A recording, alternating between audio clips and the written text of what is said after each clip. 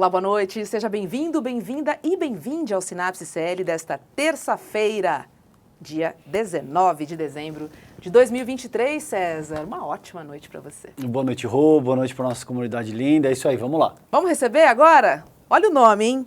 Francisco José Pereira de Lima. Você não sabe quem é, né? Mas se eu falar Preto Zezé, que vai pintar na nossa tela aqui, ó, que é uma das maiores lideranças das favelas brasileiras, presidiu nacionalmente e globalmente a CUFA, que é a Central Única das Favelas.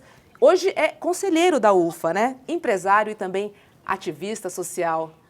Preto Zezé, seja bem-vindo ao nosso Sinapse. Muito obrigado pelo convite. Vamos fazer um bom papo aqui. Obrigado, Preto Zezé. É um prazer te receber no programa. Vamos lá, Rô. Preto Zezé, hoje cerca de 20 milhões de brasileiros vivem em comunidades, aí eu posso dizer que são em torno de 14 mil comunidades. Aí eu queria te perguntar, qual é a relação desse mercado, quanto ele movimenta? Porque potencialmente falamos de um território grande e de muitas pessoas também, né? Sim, nós estamos falando de um território que mobiliza mais de 200 bilhões em poder de consumo, ou seja, produção de riqueza, consumindo de tudo que a gente possa imaginar. Se você fosse calcular um PIB, seria o PIB do Paraguai e da Bolívia junto ou do Uruguai sozinhos, né? Se você fosse calcular um estado com esse contingente de população, seria o quarto estado mais do que o Rio Grande do Sul. Então nós estamos falando de um lugar que muitas vezes quando o estado olha, o fato de não ter acesso a esses dados ou de muitas vezes não compreender como é que dialoga com esse território, o estado muitas vezes só olha como se esse território fosse um lugar de gasto e nunca como um lugar de investimento. E o setor privado muitas vezes olha como um ambiente que precisa de uma caridade e não consegue olhar como alternativa de solução. Vamos falar um pouquinho da CUFA, porque eu acho que vale a pena dar essa chance para a nossa audiência de conhecer um pouquinho melhor a Central Única das Favelas. Conta um pouquinho para a gente quando é que surge a CUFA, em que pé que a Central está hoje. Faz um arrazoado, por favor, do que é a CUFA para a gente. A CUFA ela foi fundada pelo Celso Ataíde, que hoje foi eleito pelo Fórum Econômico de Davos como o empreendedor social de impacto do ano. Não é pouca coisa ser o empreendedor de impacto social do ano, eleito por um fórum que vem das maiores economias do mundo. Ele criou há 28 anos atrás a CUFA e ela se espalhou por todo o território nacional, sendo basicamente uma instituição que produz agendas positivas e potentes no território de favela. A primeira instituição que colocou a favela numa escala desse tamanho, a maior instituição de favelas do planeta hoje, num tempo em que colocar favela até no nome era algo ainda muito forte, muito estigma, né? E hoje a gente conseguiu pautar o nome favela em outros lugares.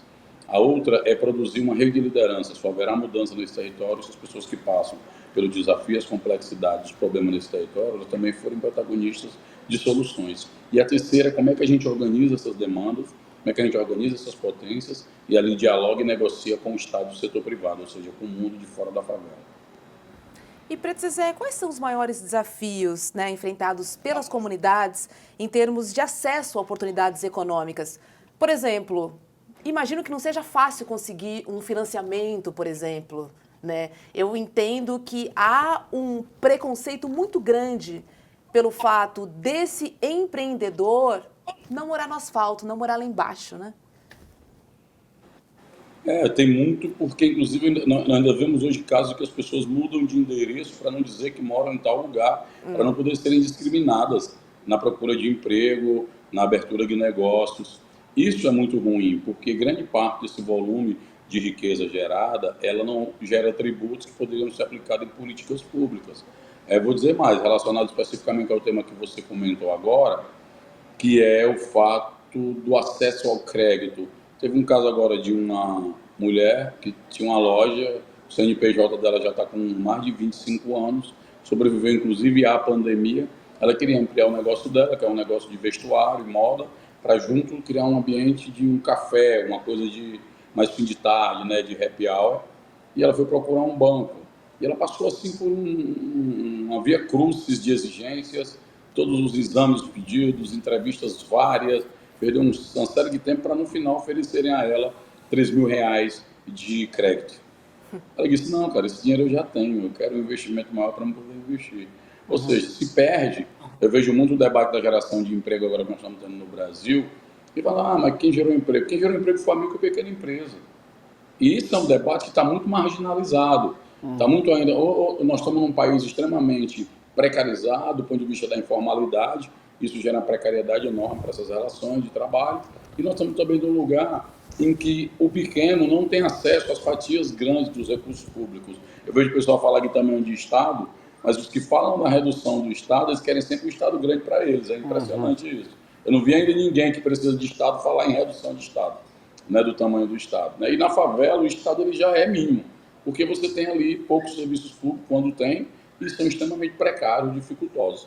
Então, quando se perde a oportunidade de você produzir uma agenda econômica nesse território para impulsionar os negócios, que é o que a gente está fazendo com a Expo Favela, que são os encontros de empreendedores do asfalto com os fundos de investimento e empreendedores da favela, a gente está tentando produzir aí uma agenda econômica em que a favela deixe de ser meramente um consumidor passivo e passe a ser protagonista da gestão e da abertura de novos negócios.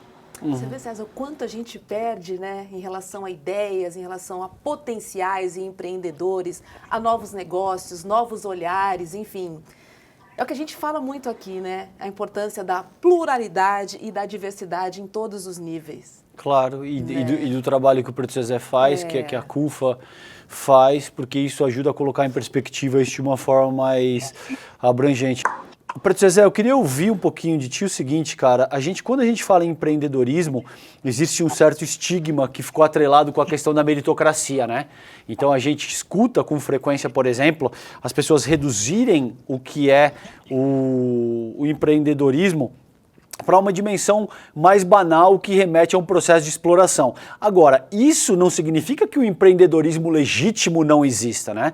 Não significa que a gente não tenha a chance de organizar um processo no qual as pessoas sejam capazes de atuar como microempreendedores, sejam capazes de organizar os seus próprios negócios, e isso pode ser uma estratégia interessante para as próprias comunidades. Eu gostaria de ouvir um pouquinho de ti, porque é o seguinte, cara, eu moro aqui na divisa do Ipiranga com o Sacomã. E desde que eu sou criança, ao longo dos últimos 40 anos, eu passo pelo Heliópolis ali, sabe? E eu vejo que diversas bares, restaurantes, surgiram processos ali de microempreendedores que de fato começaram a tocar os seus negócios ali, principalmente na rua principal ali do Heliópolis. Como é que você enxerga isso, cara? O empreendedorismo legítimo é um caminho para, de alguma forma, desenvolver as potencialidades das favelas brasileiras? Gostaria que você falasse um pouquinho a respeito disso. Você fez uma pergunta que para mim é fundamental fazer esse debate.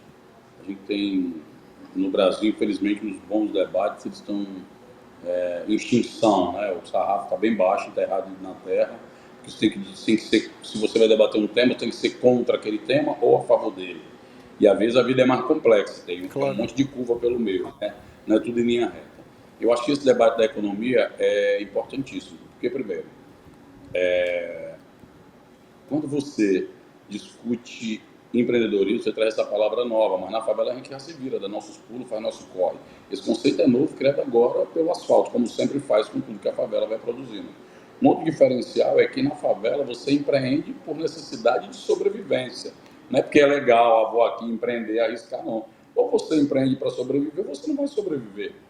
E geralmente você vai atuar em situações extremamente desfavoráveis, como a gente já falou da questão do crédito, mas se eu for falar da infraestrutura, dos serviços públicos que não ajudam você a desenvolver um negócio. Você vai abrir um restaurante num lugar que não tem controle de trânsito, que a iluminação é precária, que a questão do saneamento não está passando. Então, você poderia ter uma estruturação do Estado que incentivasse esses negócios. Eu estou até debatendo no Brasil agora, a gente criou uma frente parlamentar em defesa dos moradores de favela. Um dos temas que nós vamos discutir é a democracia no acesso aos recursos públicos e a infraestrutura dos territórios. Porque você tem, por exemplo, leis que protegem você que mora perto de um lugar, tem a zona especial de interesse social, que são as EIs, que está no plano diretor. Mas as EIs, ela é para proteger que a especulação imobiliária tome conta dos espaços pobres e sejam expulsos.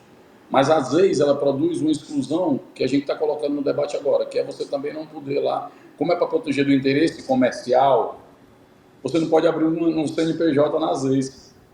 Então, a lei que te protege contra o território para não ser levado pelo grande empreendimento imobiliário, pela especulação imobiliária e tal, ela te impede que você viabilize sua vida econômica.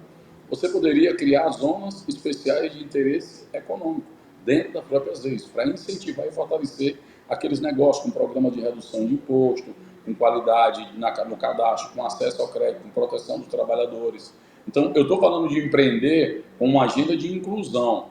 Eu não estou falando do empreender como esse messianismo, essa maluquice que a gente tem visto, ou daqueles coaches herdeiros que ficam pregando para todo mundo que a vida é fácil, quando eles têm um monte de dinheiro guardado. Eu estou falando de gente que sai do zero, que sai do nada, e que não é a maioria. E que a gente não pode pegar como parâmetro de régua, porque aquela pessoa conseguiu, todo mundo vai conseguir. Isso eu acho injusto quando se reproduz esse discurso. Porque vejamos só, sou o Preto Zezé, da CUFA, líder nacional, tenho empresa, dirijo instituição, emprego gente, trabalho, gero receita.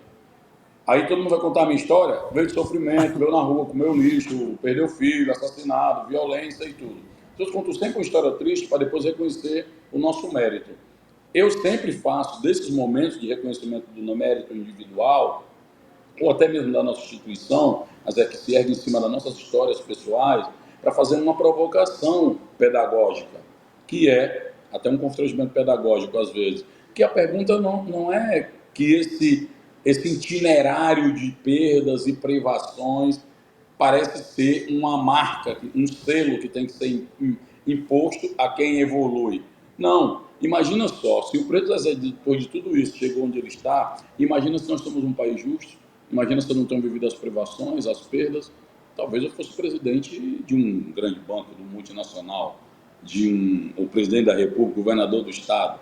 E essa é a situação que eu quero que traga para a reflexão. Quando nós ocupamos o debate econômico, é para que esse discurso aí de precariedade, de exploração, esse discurso que está massificado sobre o empreendedorismo, ele não reide sozinho. Porque se você não tiver um contraponto, uma agenda, um repertório novo, que ofereça outras relações, esse discurso vai predominar sozinho. Então, quando eu faço isso por favela e ocupo 21 praças, falando, eu estou reunindo uma média de 35 mil pessoas por estado, em 2 dias, 2, 3 dias. Eu não estou falando de um jogo de futebol, não estou falando de um culto, de uma roda de pagode, são lugares maravilhosos de estar. Eu estou falando dos grandes centros de eventos do país, como o WTC, como o Expo Center Norte, como o centro de evento no Ceará, e por aí vai, que estão reunindo pessoas de favela para falar de negócios com grandes investidores e grandes homens dos negócios nas mais diversas áreas do país. Então eu estou ali, não só disputando, eu estou mostrando já um repertório de outra agenda a partir dos negócios. Preto Zezé, queria falar um pouco sobre o futuro e, na verdade, também sobre o presente, porque hoje em dia, assim como aconteceu, né, com os meios de comunicação, a gente tem canais, né? Pessoas são lojas, pessoas são empreendimentos, né?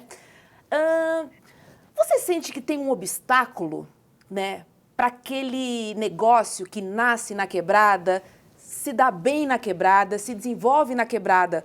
Você acha que tem um limite para ele hoje? Por exemplo, e agora meu negócio atingiu um nível X e eu preciso dar um pulo, né? Porque a comunidade já não é suficiente para mim, eu preciso de algo a mais.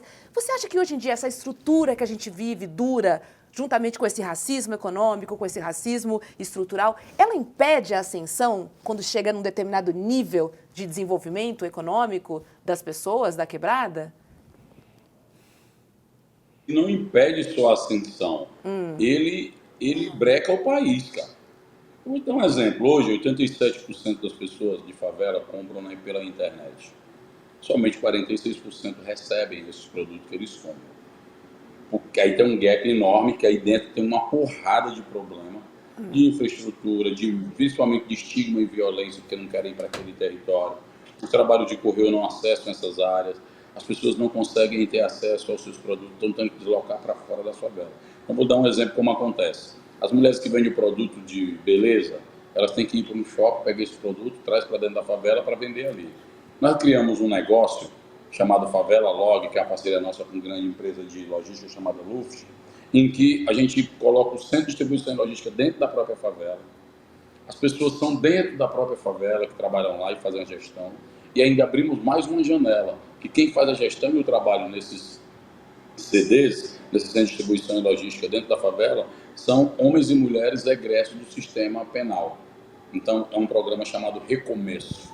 Então, eu estou ali com uma dinâmica de inclusão, eu estou ali cumprindo um déficit que é precário, que é essa coisa da comunicação, de localizar as pessoas, e eu estou incorporando ali uma inteligência do setor de dentro da própria favela, porque é o seguinte, hoje se você está na favela e chega uma encomenda para você, no correio normal, 5 horas da tarde, já era, fechou a central.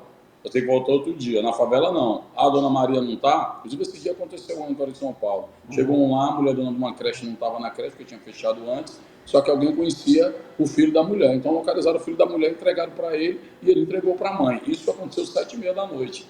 Então, naquele dia, aquela mercadoria, pelos meus formais, ela não seria entregue. E ele ia voltar para o terminal, né, da empresa, no centro, e aí é toda a burocracia. Depois você tem que ir a segunda chamada e depois a terceira. E caso na terceira não localizasse, ia voltar para a central e só saía com a pessoa indo lá pegar. Então, eu estou te falando disso, mas eu posso te falar de empresas que estão trabalhando comunicação como a Digital Favela.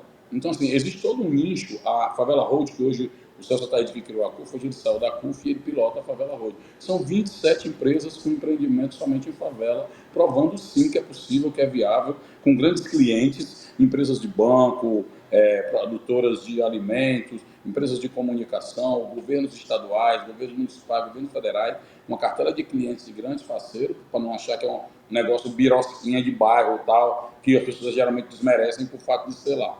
E essas empresas todas gerando emprego, gerando receita, gerando tributo e reinvestindo dentro da própria favela. Então, aí um debate que nós temos que fazer. Se nós queremos ser uma nação, nós queremos nos considerar um país, quando nós enfrentamos a questão da desigualdade de frente, e isso quer dizer dividir oportunidade e riqueza com quem está produzindo essa riqueza, ou nós vamos ser essa ilha que a gente está vivendo, cercada de desigualdade, racismo e mágoa por todos os lados. Uhum. Ô, Preto Zezé, eu identifiquei uma parada que você, enquanto você falava, eu pensei aqui. Eu peguei um Uber, né, voltando do aeroporto, e o cara me perguntou, onde você vai? Uma mulher, na verdade, me perguntou, onde você vai?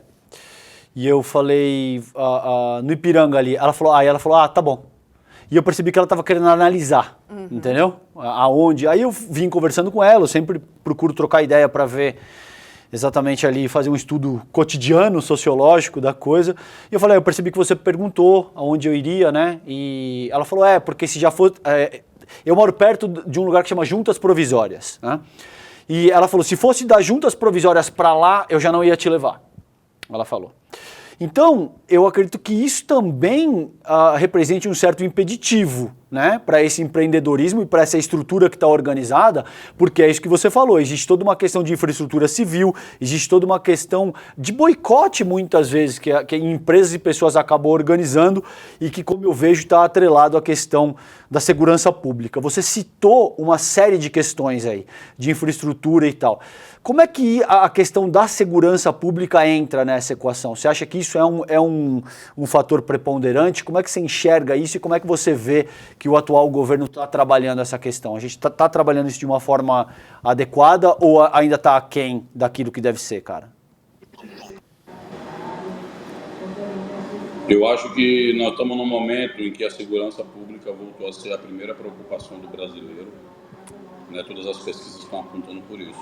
E eu fico muito triste que os diversos campos políticos ideológicos, os mais, digamos, conservadores ou mais à direita, o centro e a esquerda, perderam a grande oportunidade de produzir uma grande reforma na segurança pública que produza resultados, que garanta segurança, que garanta lei e ordem, que proteja a vida, que proteja os negócios das pessoas. A gente, infelizmente, se perdeu numa receita que nos levou ao ranking, né, do encarceramento mundial. Nós somos o terceiro país do mundo que mais encarcera, perdendo só para os Estados Unidos e a China. Isso é produzido, todos os governos têm responsabilidade disso. Anos de governo progressista não conseguimos reverter, pelo contrário, além de aplicar esse receituário, nós tivemos esse resultado no final. O resultado, as prisões brasileiras, verdadeiras masmorras, que força com que os presos se organizem a partir dos seus próprios grupos, dos seus interesses, e passem a tocar o controle dos territórios a partir de penitenciária, porque nós não conseguimos ressocializar as pessoas. Pelo contrário, se torna pior. Ao invés da pena que vai se cumprir, que é a prisão, a privação de liberdade, você ainda vai partir por tortura. Então, infelizmente, todos os governos de todas as posições político-ideológicas encaminharam-se pela mesma receita, pelo o mesmo cardápio, e deu no que deu. Nós geramos a terceira população carcerária mundial. Nós temos aí um ciclo grande no governo federal de governo progressista. Estamos de volta novamente ao governo progressista. E eu acho que a primeira coisa, e eu nunca vi, a polícia, a segurança é questão dos estados. Não está inscrito em lugar nenhum isso. Pode olhar na Constituição, não tem isso. Está escrito que a segurança pública é responsabilidade de Estado, não do Estado, o ente estadual. Então, acho que a primeira coisa é essa. A responsabilidade é do município, do Estado e do governo federal. Uma. A segunda é, o modelo que nós estamos fazendo de enfrentar problemas sociais, como o caso de polícia, não está funcionando nem para a própria polícia. Porque a polícia também está morrendo todos os dias, os caras estão enlouquecendo, tomando um remédio. Eles estão se matando, né, Zezé? Isso tem acontecido, né? A gente viu em São Paulo, né? Policial civil matando um federal. Acho que é o contrário. E você vê o clima, né? Um clima bélico, armamentista, que mexe com o psicológico. Porque, assim, o policial, ele é o único servidor público do serviço do Estado brasileiro que vai para dentro de uma guerra, que ele não sabe se volta para a sua casa, ficar com seus filhos e a sua esposa e a sua família. Então, só quem está vivendo essa guerra sabe. Eu estou muito preocupado quando a gente cria esses fantasmas, assim, chamando logo os policiais todos de fascistas, de assassinos, de genocidas, quando são trabalhadores que vêm desses territórios, que estão indo para uma guerra que não lhes pertence e morrendo numa guerra que não tem vencedores. Não há vencedores nessa guerra. Então, o que eu estou tentando trabalhar com a CUFA, a gente já fez trabalho com policiais em território de favela, que tem policiais que dão aulas de jiu-jitsu, de natação, de inglês, projetos sociais que a gente fez com formação de policiais. Nós acreditamos que chegou a hora das outras políticas públicas também serem entendidas como política de segurança pública. Um exemplo é essa violência contra a mulher, por exemplo, que, se você for olhar, ela está escondida dentro de um item da segurança pública chamado embriaguez e desordem. Quando você chega sexta-feira, 6 horas da noite, 190 da polícia vai tocar porque tem uma mulher desesperada. Atrás da embriaguez e desordem tem uma mulher desesperada e filhos que estão sofrendo violência doméstica em casa, que geralmente desencadeia em feminicídio. E o que acontece? Você liga para um policial para atender. O policial não é preparado para esse tipo de abordagem. Aí você chama o policial para lhe prestar um serviço. O policial vai até esse local, chega num lugar, aí começam os problemas. Vai entrar na casa, a invasão de propriedade. O cara está bêbado, vai ter que neutralizar o cara, vai ter que usar força. No uso da força, também não é treinado para esse tipo de abordagem, se não pratica quando é em território de favela, a força é excessiva ou a forma que utilizou a força deixa todo mundo em pânico, que se envolve filho, família nisso. São casos o tempo inteiro. E esse caso volta para a delegacia. Quando chega na delegacia, o cara que estava causando todo o estresse, lá o cachacinha, ele vira vítima de lesão corporal, invasão de propriedade, prisão ilegal. A mulher e os filhos que solicitaram o serviço da polícia viram testemunho de acusação e o policial que foi prestar o serviço para poder proteger a integridade daquela mulher, daquelas crianças, ele vira réu. Numa inversão total. Eu não estou falando aqui de um mundo ideal, não. Eu estou falando que a gente poderia ter um grande programa de proteção a essas mulheres. Poderia ter um grande programa de creche de tempo integral para proteger essas crianças. Poderia, sim, discutir a regulamentação. Se eu estou sabendo que quanto mais álcool, mais porrada em mulheres e crianças, eu tenho que reduzir o fluxo do álcool, sim, cara. Eu tenho que reduzir. Ah, não, mas vai fechar só bar em bairro de favela. E, mãe, é lá que as mulheres não têm retaguarda nenhuma. De cada 10 lares, 7 são dirigidos por mulheres de favela. Sozinhas, que estão ali, só Deus sabe como, fazendo acontecer. Elas que sofrem essa violência. Então, eu tenho que criar um cinturão de proteção. E, principalmente, autonomia econômica, que é onde o gargalo pega. Antigamente, essas mulheres chamavam a polícia para dar um susto no cara alcoolizado. Tinha problema de cachaça em casa. Minha mãe ligou alguma vez, chegou lá. Passa até o efeito da cachaça quando a polícia chega.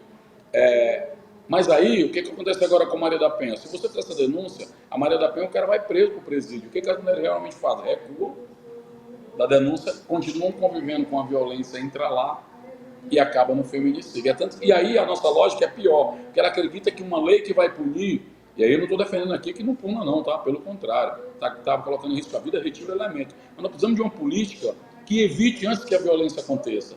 uma política que, vamos dizer, houve um assalto aqui agora. A polícia chegou em 1 minuto, mas já aconteceu o assalto. É nesse interim, porque a polícia não tem como adivinhar onde acontece o assalto, é nesse interim que acontece lesão corporal, um homicídio, um tiroteio, alguém agredido. Então, nós temos que preparar outras políticas para não deixar as políticas de segurança pública sozinhas. O município, por exemplo, é um ente fundamental na segurança pública brasileira e não é visto como tal. Na hora que você urbaniza, que você constrói equipamentos públicos de esporte e lazer, que você abre vias, que você organiza as coisas naquele território, o próprio território, numa espécie de aquele da agulha, como é, acupuntura, né? Você toca num lugar e desencadeia uma série de melhoras em outros lugares do corpo. O próprio município pode ser o indutor dessa acupuntura social, digamos assim, e você levar um conjunto de outras ações para que diminua, inclusive, essa carga pesada que trabalha em cima dos policiais. Deixa eu só complementar antes de te passar, porque eu acho que essa fala dele é fundamental. A gente vem falando aqui no Sinapse da importância de pensar a segurança pública a partir de uma perspectiva integrada, no nível sociológico. Essa fala que o Preto Zezé acabou de fazer é maravilhosa. É isso, é isso. Não adianta, eu ando, você sabe que eu ando de skate, então eu tô sempre, por exemplo, se você vai do Heliópolis a Paraisópolis ao Jardim Pantanal, você tem um boteco e uma igreja. É polêmico isso que eu vou dizer, tá? Mas em cada quadra você tem um boteco e uma igreja, um boteco e uma igreja. Entende? E aí depois a gente se pergunta por que a segurança pública explode e a gente não consegue dar conta daquilo que está se produzindo. Precisamente por isso que o Preto Zezé acabou de salientar. A gente não pode só pensar na questão da segurança pública a partir do prisma da repressão. A gente precisa pensar num nível sociológico, considerando todos esses elementos que de forma brilhante o Preto Zezé traz para análise aqui. Isso aí é maravilhoso que ele acabou de falar. Concordo com gênero, número e grau. Preto Zezé, queria falar um pouquinho do Rio de Janeiro, né? A gente tem lido nos noticiários, né, pessoas, os cariocas, né, tentando fazer justiça com as próprias mãos. A gente teve recentemente o governador Cláudio Castro ordenando, né, que os policiais fizessem revista em menores que precisariam estar com seus documentos e maiores de idade. Na minha opinião, eu senti claramente um bloqueio de acesso à população a locais públicos, assim. Doeu muito para mim. E ele fala que é uma questão de proteção, que ele precisa se antecipar ao fato. Queria te ouvir sobre esse ponto, esse contexto especificamente que tem acontecido aí no Rio de Janeiro. Uhum. Eu penso que nós temos que fazer um debate sério com a sociedade. E eu acho que tem muita gente com medo de quebrar os ovos, não sei porquê. Nós temos que dizer para o cidadão, primeira coisa, ele não está preparado para enfrentar esse tipo de coisa. Quem quer ser herói, quem acha que porque tem uma arma, a arma é feita para todo mundo, inclusive, tá? Os que têm arma e acham que vão sair na rua metendo terror e fazendo justiça com a própria mão. Está provado que nós somos um país violento, então nós não temos essa cultura de arma. Esses dias eu vejo gente, influenciador, fazendo propaganda, mas tá aqui eu, botei o dedo no gatilho. E essas pessoas aí, é 1 em 1 milhão, e olhe lá essa pessoa numa situação real, como é que ela reagiria? Então, nós temos arma aqui para oprimir quem não tem arma, porque é uma sociedade violenta, então não tem cultura de arma. Mas nos Estados Unidos não se compara. Você vai para casa de um cara, tem lá um rifle na parede na hora do jantar, é outra cultura de arma ali. O cara não sai dando um tiro em todo mundo, ameaçando o outro numa briga de trânsito, matando mulher, dando tiro pro cara, negócio de time, por causa de confusão, porque o cara não entrou na festa e puxou a arma porque era autoridade. Não existe isso. Isso não, você conta nos dedos esse tipo de ocorrência. No Brasil não, isso é cultural. Ter uma arma faz as pessoas pensarem que eles são o que eles não são. E isso, nós estamos instalados numa cultura de guerra também contra alguns territórios que também começam a se armar para poder entrar nessa guerra maluca. E o que a gente tem visto? É que esse discurso de justiçamento, primeiro, ele não resolve, ele não apavora e ele não diminui a violência. Pelo contrário, ele transforma pessoas que... E aí eu respeito muito as motivações das pessoas indignadas, você ser assaltado, você ser violentado, né? Sofrer uma violência é algo muito indignante. Claro. É algo muito revoltante. Agora, na medida que eu vou fazer o justiçamento com a própria mão, primeiro, eu passo mesmo do lado dos caras, porque eu passo também a ter que quebrar as leis para poder fazer isso. Eu vou para uma guerra que também eu corro risco, na maioria das vezes, de perder, porque eu não sou preparado para essa guerra. Pelo contrário, eu sou um cidadão civil que vou lá tentar resolver as coisas com a própria mão. E quem incentiva isso é irresponsável. Primeiro porque quando as pessoas morrem desse tipo de conduta, essas pessoas que incentivaram não aparecem lá não, para consolar a família das vítimas. Então temos que ter um debate com a sociedade sobre essa ideia de punitivismo e essa lógica violenta, né, nossa, de justiçamento. Porque hoje a gente está querendo empurrar as pessoas para a cadeia, para elas ficarem muito tempo, elas vão sair um dia.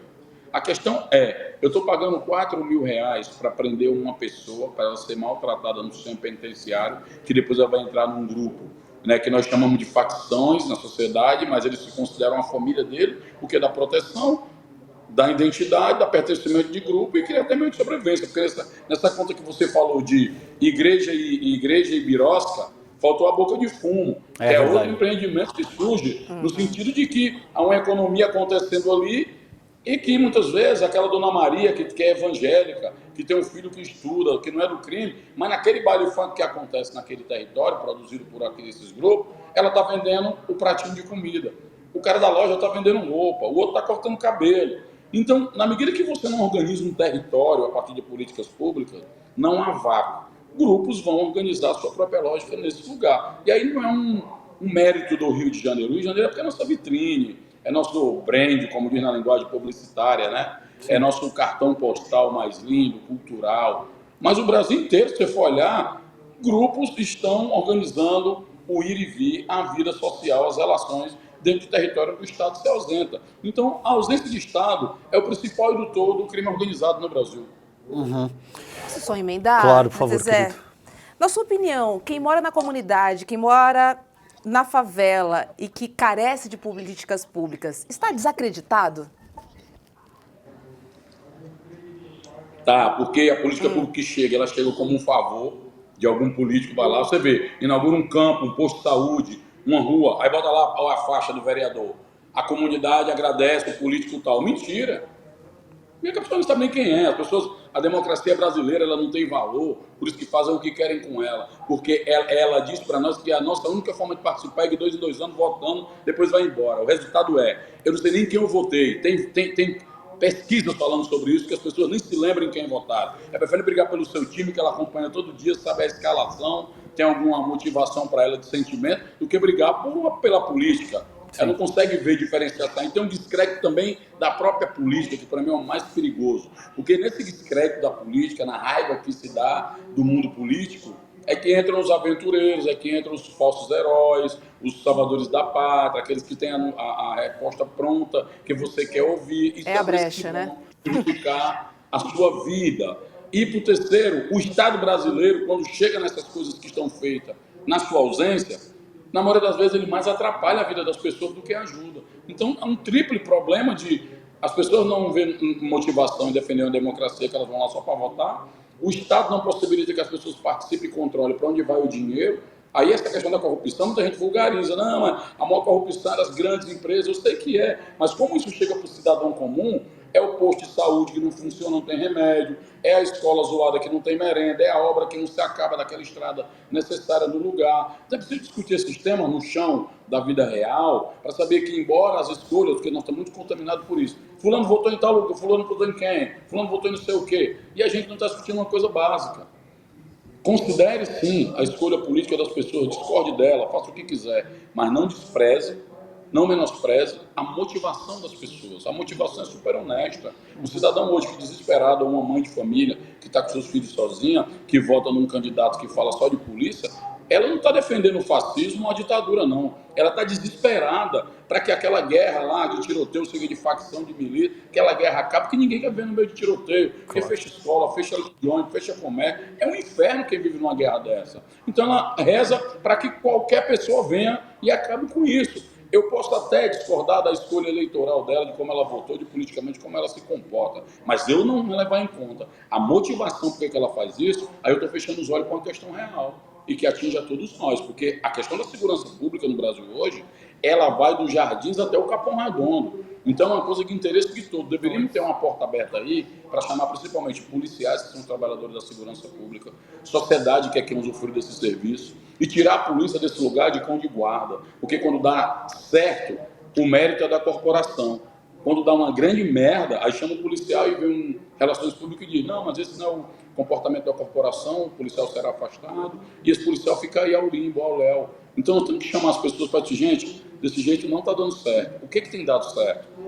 Em tal lugar urbanizaram o campo de futebol, diminuiu o índice, aumentou o engajamento, projeto social, as pessoas praticando atividade esportiva. Em tal lugar a gente urbanizou, colocou iluminação, colocou vias, colocou linhas de ônibus, posto de saúde, perto daquele empreendimento ali de moradia. O que aconteceu antes e depois? Avaliar resultado, impacto. No Brasil tem muita coisa acontecendo. Falta a gente se debruçar e encontrar saídas brasileiras para problemas brasileiros. Professor Zé, como uma das principais lideranças das favelas brasileiras, eu gostaria de ouvir de ti o seguinte, cara, e a pergunta não é enviesada, tá? Eu não estou querendo insinuar que sim, nem que não na forma como eu te elaboro essa pergunta. Com frequência a gente escuta que a favela venceu, né?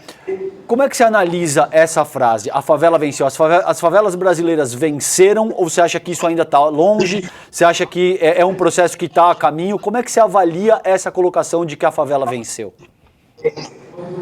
Eu avalio como super honesto, como celebração de pessoas que estão cada dia vencendo obstáculos na sua vida e se identificam com o seu território, e ali elas dizem: a favela venceu, porque elas são parte desse território. Agora, criou-se em cima dessa frase, desse entendimento, desse sentimento, uma outra interpretação, para dizer que essa pessoa defendendo neoliberalismo, individualismo, meritocracia. Aí é um debate, na maioria das vezes, de quem nem está entendendo o que está acontecendo. Uma coisa é um discurso ideológico, eu também estou até a favor, mas você não consegue entender o simbolismo dessa frase. E tem muito a ver com há uma dificuldade com a vitória desses territórios. Há uma dificuldade com o reconhecimento do papel individual de quem conquista coisa. E há um incômodo quando a favela conquista alguma coisa. Isso é do Brasil, tá? Isso é do Brasil. Há um incômodo. Há um incômodo se o pobre tem um carro bom. Há um incômodo se você estuda numa escola boa, se você come num restaurante legal, se está com uma roupa bacana. Há um incômodo também quando você cruza essa faixa ao cara da favela. Está lá nos jardins comprando roupa, está comprando um carro que ele não podia comprar. Porque a nossa desigualdade também ela é simbólica. Eu costumo até brincar, eu tenho uns amigos meus que eu chamo rico de baixa renda, que eles são ricos que não vão, não tem iate ainda, né, não tem helicóptero. Porque assim, é um Brasil de distinção. Sim. Você quer se diferenciar. Eu sou do Ceará, as pessoas falam assim no Ceará, chega num lugar, num grande show, que está lá Paul McCartney, está lá, sei lá, Beyoncé. A frase que você ouve é a seguinte: aqui está muito misturado. Então o bom seria segregado, porque as pessoas, a naturalização da segregação é tão grande que um grupo não pode comemorar vitória alguma, não pode celebrar nenhuma conquista, não pode exibir suas conquistas. Ele tem que ficar com vergonha. E olha, eu sou da década de 90, que a gente só tinha roupa de sair. Não sei como era a infância de vocês. E a gente rezava para vestir essa roupa. A gente era constrangido, porque não tinha um tênis da hora, não tinha nem chinela direito, era que xixi na época, o dedo crescia, todo mundo com o dedo torto. A gente não podia comer, a gente vinha comidas pela propaganda. Eu tinha ódio do supermercado com a minha mãe, porque ela trazia só comida no 2 risquinhos do carrinho do supermercado, nunca passava daquilo. Então tinha um trauma de ir ali, porque eu ficava vendo aquele monte de coisa do supermercado que eu só via na propaganda, querendo comer o iogurte, querendo comer um negócio, e não podia porque o dinheiro não dava. Agora a gente tem as nossas conquistas. Se a gente exibir, vão dizer que a gente está ostentando. Olha só, hein? Vão dizer que nós somos privilegiados, vão dizer que nós somos vendidos, que nós somos isso e aquilo. Ou seja, o que o país quer, na verdade? Ele quer te constranger. Porque você não tem as coisas, ou quando você tem também não pode. Então, você veja, a Juju Todinho foi lá em Fortaleza agora. A mulher disse que ela era muito metida, preta metida. Por quê? Porque a mulher queria que ela pegasse, fizesse uma propaganda de um produto, e aí ela disse que não ia fazer, pô. Simples, e ninguém respeitou isso. Aí vem um racismo na hora que bate, que aí é arrogante, entendeu? Então, assim, precisa, para mim, como aderente e vindo desse território de onde os favelados vencem todo dia, eu acho que é uma frase de muita força. E a gente não deveria aceitar nenhuma imposição de colocar a gente em outro lugar que não seja o entendimento, porque como o favelado vence, por exemplo, a seleção brasileira, jogam 11 caras lá. Porque quando eles vencem o país.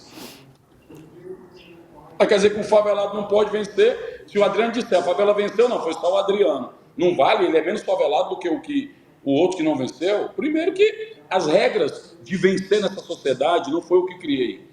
Não foram as pessoas da favela que avançaram. As regras são injustas pelo próprio sistema da sociedade. Então, não critiquem o jogador que faz o gol, critiquem as regras do jogo que são injustas, porque se transfere, é tão sofisticado os sistemas de opressão no nosso país que se transfere para a pessoa que superou suas dificuldades uma culpa por ela falar. Esses dias, para fechar essa reflexão, uma jornalista me ligou e perguntou o que eu achava do funk ostentação, no meio da entrevista. E eu falei que não conhecia. Ela, você não conhece? Você é o líder da favela. Como você não conhece o funk ostentação? Eu disse, não conheço. Aí ela ficou, você não conhece aquele funk dos caras com carro, com cordão, né? Com as mulheres, com aquelas casonas? Eu disse, não. Esse funk que eu conheço é o funk celebração. São as pessoas celebrando as suas vitórias, as suas conquistas. E a gente tem que entender o efeito simbólico disso num país, porque isso causa uma bagunça no radar da desigualdade, de como a sociedade é configurada. Quando tem a jornalista preta, a pessoa diz, uma jornalista preta? Que é isso? O jornalismo não é cor de preto? Apresentadora preta? Não, que é isso? Não pode. Tem alguma coisa errada. Mesmo sendo uma pessoa, ela provoca um curto-circuito na configuração de desigualdade e de hierarquias que tem na sociedade brasileira, que não está escrito em canto nenhum, mas se pratica todo dia, que quando você rompe esse lugar, que é o do imaginário de pessoas pretas e faveladas, como sempre subalterna, por mais dinheiro que elas tenham, você, um radar, um alarme dispara, e aí você é detectado. Quando eu falo favela venceu, eu já vejo quem vem com incômodo. Primeiro vem um monte de gente, a favela venceu, não, a favela só vai vencer quando for todo mundo, mas reclama do jogo, não é eu que estou impedindo todo mundo de vencer. Eu estou empurrando o carro e estou dizendo, vamos para cima com tudo, vamos para cima romper essa lógica, vamos enfrentar essa desigualdade, vamos mudar essas regras injustas e vamos atravessar. E todos nós que cruzamos essa linha temos esse papel de fazer as pessoas entenderem que o vencer é todo dia, é diário, e cada dia mais nós temos que incluir mais gente nisso. Você sabe que esse fim de semana eu assisti um doc que está passando na Netflix do Wilson Simonal e você me levou muito, né, a vida de Wilson Simonal. Como incomoda a ascensão de uma pessoa preta que é legitimamente original, enfim, que fala o que tem que falar, que pode estar na televisão, isso na década de 60, quer dizer... Nossa, imagina. Demais, incomoda demais. Você não pode ter um carrão, ele tinha uma Mercedes vermelha, você não pode ter um carrão. Sim. Né? E como essa estrutura se contra-ataca de uma maneira tão dura, né? Tão absurda, porque, né? Recomendo para quem não assistiu entender um pouquinho da história do Simonal, porque é exatamente esse retrato que o Preto Zezé está contando para gente. Isso hoje. Imagino que ele não enfrentou. Em 1960. Claro. Não pode. Sim. Esse lugar não é para você. Você não pode ter o carrão. Concordo. Por isso que eu falo dessa hierarquia moral que o elitismo histórico e cultural organiza. Exatamente por isso. A fala que vocês dois acabam de salientar aí.